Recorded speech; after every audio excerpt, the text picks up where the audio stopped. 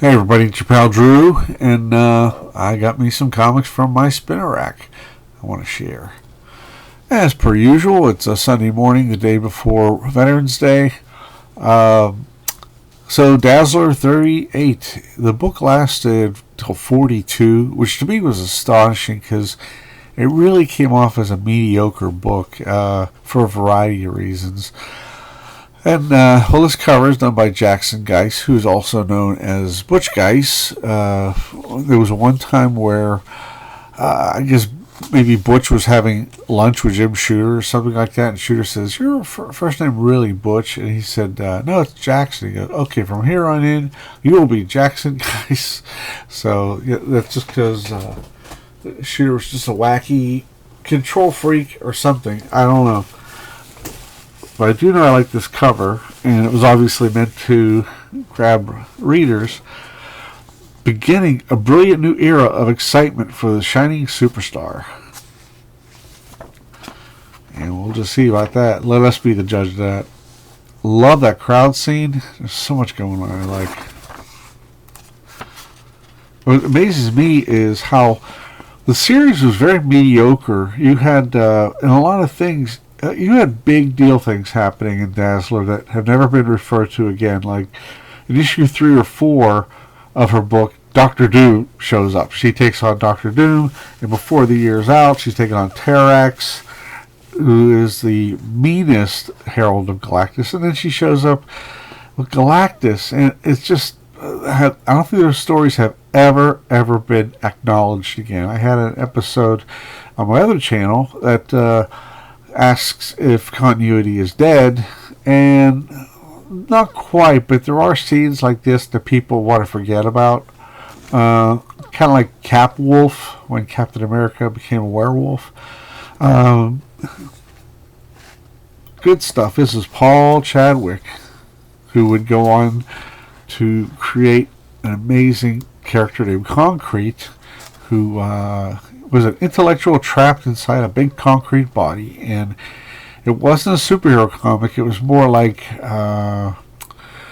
it was sort of like he was famous and he went out to help a lot of people, like a family farm that was going under. He would help dig and do all sorts. I know it sounds really boring, but it's not, because he was an explorer. He went to Mount Everest, did all kinds of stunts. Okay, I'm getting off. Okay, script is by Archie Goodwin. Paul Chadwick. Inks by Jackson Geiss. Probably to give Paul an idea what's to expect if he wants to stay as a Marvel artist, but he didn't stay that long. There's Dazzler. She's out of her disco look, and she's got the Olivia Newton-John physical look. Physical. God, Secret Wars 2 is just horrible. This guy gets grabby with Dazzler. I love that effect. I don't think that guy would be able to see the rest of his life. And, Wolverine claps because, she took over those guys, and now he starts chasing her throughout this fitness center. And that's a funny pose because there's so much going on that it's almost like squish Wolverine in here in this little space. But I mean, Paul Chadwick is a new guy, and he was already, this is better than so many other artists. There's her new outfit, the Dazzler, 10 times better than the disco one. And the one thing I hated, going on about,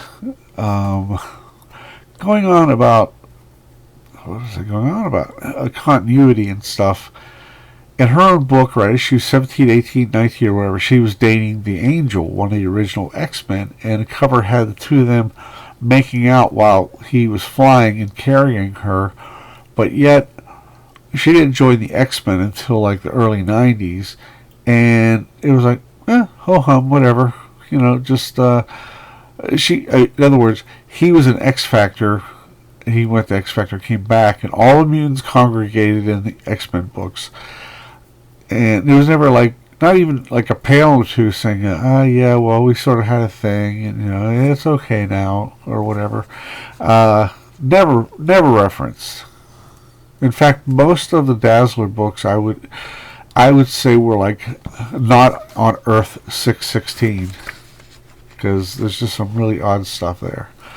Paul Chadwick's Concrete, he only did these 4 issues, 38 through 42.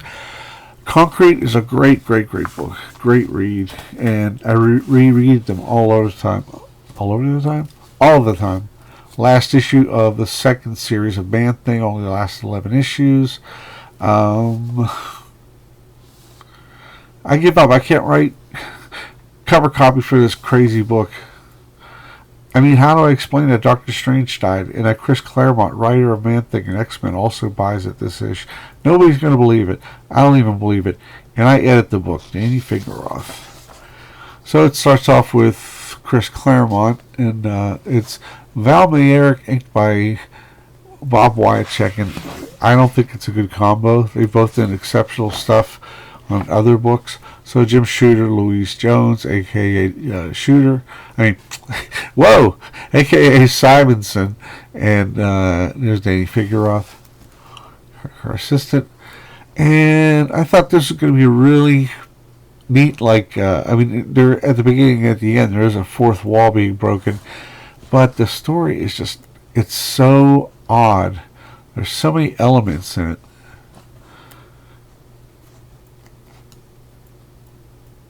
It's just not that interesting. Look at all that. Blah, blah, blah, blah, blah, blah, blah, blah, blah. Blah, blah, blah, blah, blah, blah, blah, blah, blah, blah. Yeah, see?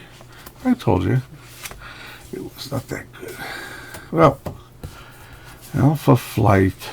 I've just been fixated on them lately because after John Byrne left, I didn't expect them to last long, but they lasted 140 issues or something. Kevin Nolan, the master. Come on. So there's Vindicator. Now the inside, it's Mantlo, of course, writing, but the inside is by Craig Brassfield and Mike Mignola. Wait a second. No. Steve Purcell, Craig Brassfield, Mike Mignola, Steve Purcell of Sam & Max did the pencils. Will Portatio, who would go on to be an Image founder, contributed to the art as well. Its reads are odd. It's like, I guess him and Terry Austin were inking the book. They really should. They put too much space between the names. So, really, really good art. Really sharp. And drawing a baseball game? That's some hard. I love how this turned out. I don't know who did what. And, there's a lot of backstory where she's... kind of gets you up to date if you just started the book. And I can't tell who did what. And I didn't really think it through on this. Hot, reckless, totally insane, thrashing. Ooh, boy. It's a very, looks like Butch Guice, but it's not. Some cool shit happens. It's I like how it focuses just on her. And that costume on her late husband looked great, but it looks really great on her. Rilla. It's been a bit overwritten, as a lot of books were.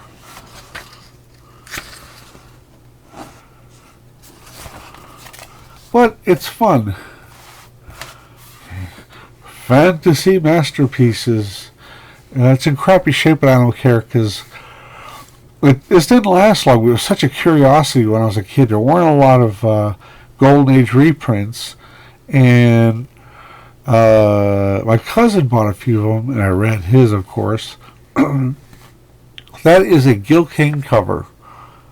And it's really interesting because that's so much different than what he would evolve into in the next year or two. Long-time Green Lantern artist.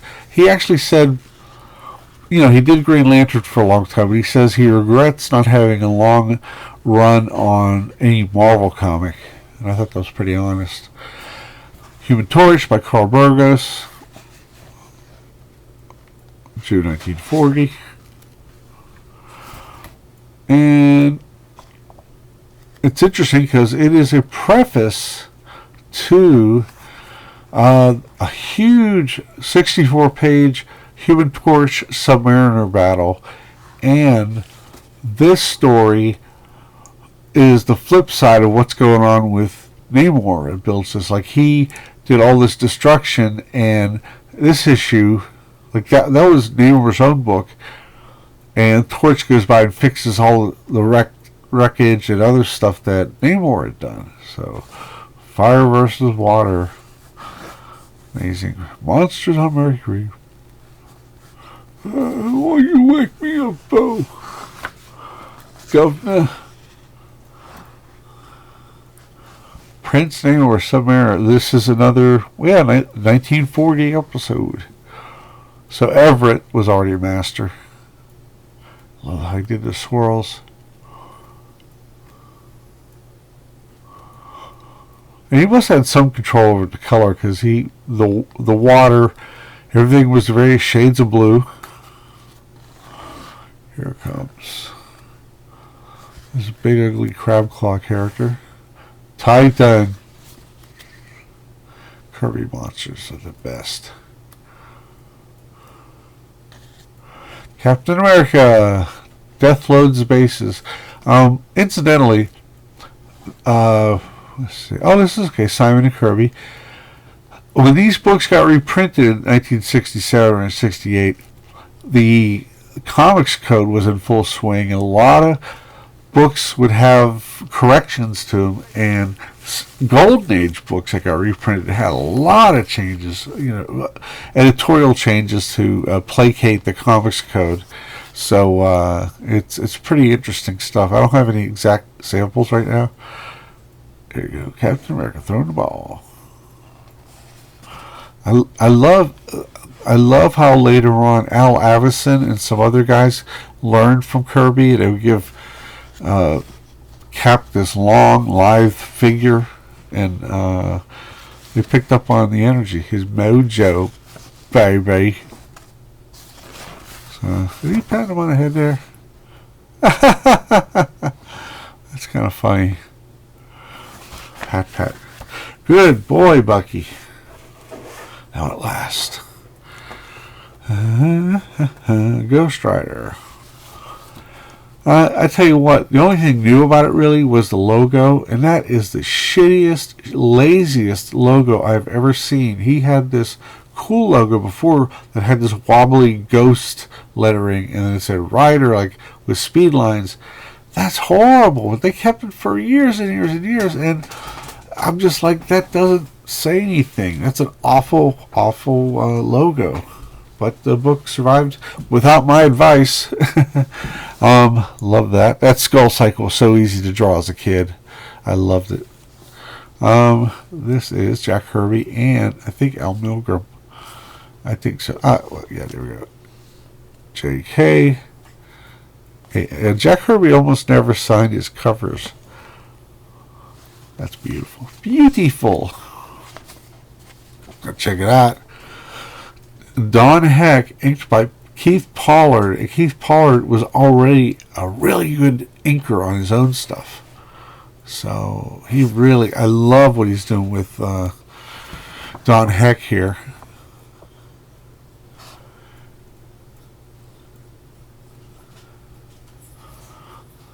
So Ghost Rider was so cool because motorcycle culture was huge, and stunt man stuff was huge, and I loved it.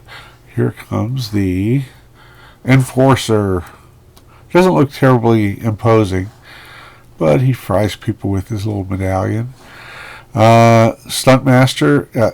He is a movie star, but Johnny Blaze, aka Ghost Rider, is his stunt double.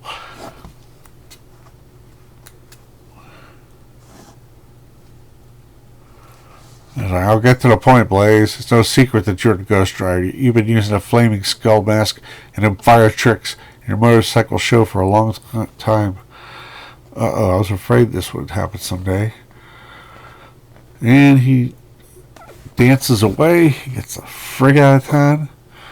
And he just drive away. But then he's trying to change. He goes, maybe I can will myself to change. It used to be in times of crisis, and before that, it was only at nighttime. So he flames on. Let's see if I have big notes here. Anybody? Big creators. Whoop. Nope. Okay. There we go. 22. Here comes Ghost Rider Enforcers blasting a ship. Really exciting stuff. I like ink when he ink. I like heck when he inks himself on non-superhero books, but on superhero books, I always thought he needed a bit of a boost by inkers like this.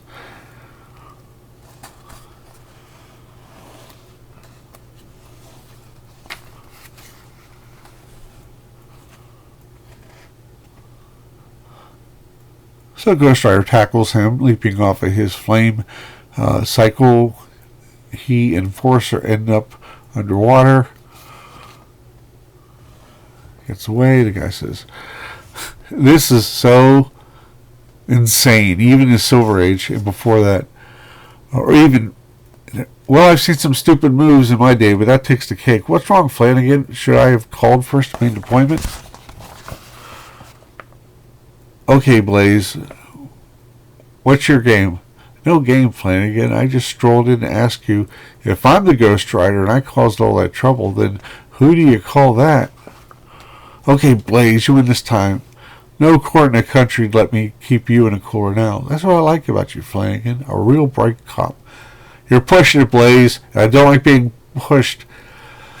Don't know how you pulled off your little stunt there, but I won't buy it.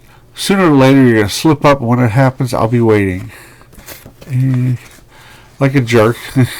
Johnny smiles. He's like, well, wait then, Flanagan. You're going to have a long wait. Because as long as I got my Hellfire, I'll be able to whip up more Ghost Rider images like that when I need them. He, as Johnny Blaze, he's never created anything of Hellfire. Not only that, the timing, he's like, well, what's that thing zipping by? Like perfect timing, as opposed to just like sitting there for a minute. And they wear the same leathers. He's wearing the same exact outfit that he always wears every waking moment. So it's so absurd.